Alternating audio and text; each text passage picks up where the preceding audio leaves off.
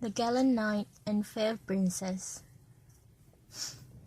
Note: Weiss was unable to escape her father. Fearing the worst and wanting to control her future, she marries General Ironwood to regain her freedom. It was not meant to be a marriage of love, yet she slowly finds herself falling for him while they both keep their marriage a secret from the outside world, planning to come forward once peace has been restored. A series of out-of-order one-shots that showcase their relationship and the struggles they face. Weiss.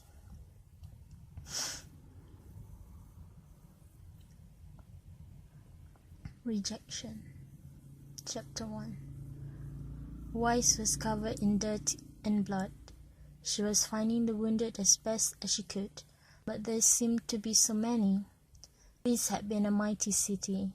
Now it was just the broken buildings and dead dreams. She turned her head to see her husband helping to organize the relief efforts.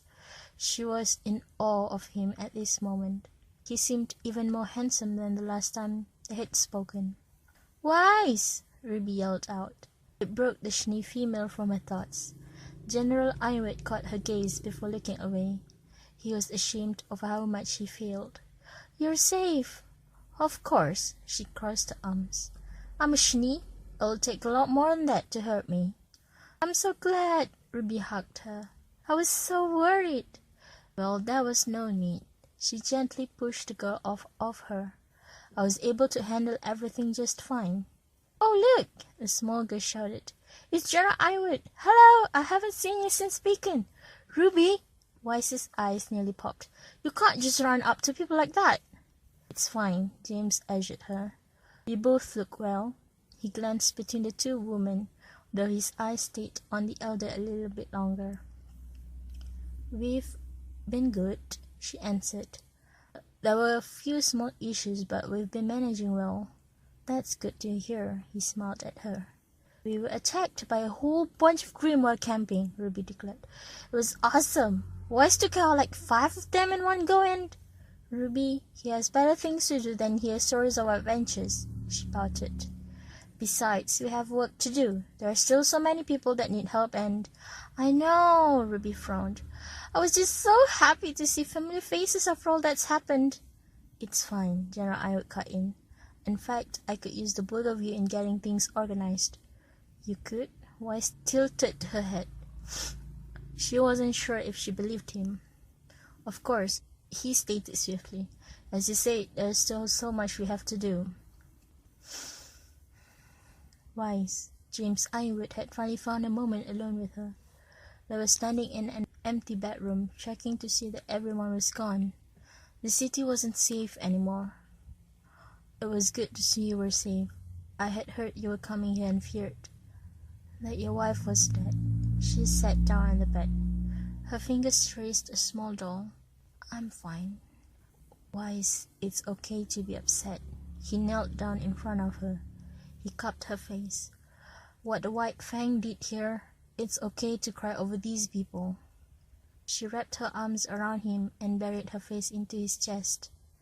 "I missed you," she whispered. "I know we agreed not to tell anyone of our marriage until the time was right, but I really missed you.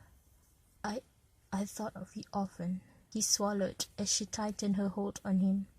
"I heard about how you saved a town from a high-class Grimm." He pulled away and rose to his feet. "I'm happy that I helped you follow your dreams." She didn't know how to put her feelings into words. They had married in order to give her freedom. It hadn't been about love, and yet she had grown to love him. She thought about him, worried over him, and hoped he longed for her too. She quickly pushed herself off the bed and kissed him on the lips. He returned the kiss with equal fire before pulling back. "Miss Missers," she corrected. I can't take advantage of you." He stepped backwards. "I understand that you're grateful for what I did, but you shouldn't feel the need to. I want nothing more than your happiness." His throat tightened as he lied. He longed to take her in his arms and be with her. "You wouldn't be." She closed her eyes. Oh, there you two are, Qrow rolled his eyes. Listen, we're about to head out. There's nothing left here. Unless you two need some more time alone. He eyed them carefully. No, it's fine. Weiss edged a drunken male. I'll be heading out. I would hate for RWBY to get lost looking for me. She rolled her eyes. Yeah, that sounds like her.